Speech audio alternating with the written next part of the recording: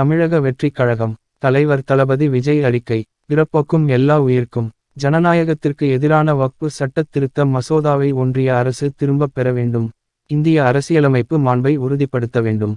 ஒன்றிய பாஜக அரசால் மக்களவையில் நிறைவேற்றப்பட்டுள்ள வக்ஃபு சட்டத் திருத்த மசோதா மதச்சார்பற்ற இந்திய ஜனநாயகத்தின் அடிப்படை கொள்கைகளையும் அரசியலமைப்பின் மாண்பையும் மீண்டும் ஒருமுறை கேள்விக்கு உள்ளாக்கியுள்ளது. ஒன்றியத்தில் ஆளும் பாஜக அரசு தொடர்ந்து அரசியலமைப்பின் மீது களங்கம் ஏற்படுத்தி வரும் ஒரு மோசமான போக்காக வக்ஃபு வாரிய சட்டத்திருத்த மசோதாவை நிறைவேற்றியுள்ளது.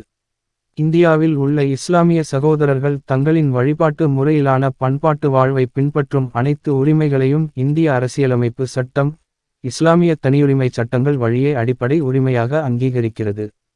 வக்ஃபு வாரிய சட்டம் என்பது முஸ்லிம்களின் இறையியல் வாழ்வு மற்றும் சமூக பொருளாதாரத்தோடு பின்னிப் பிணைந்தது.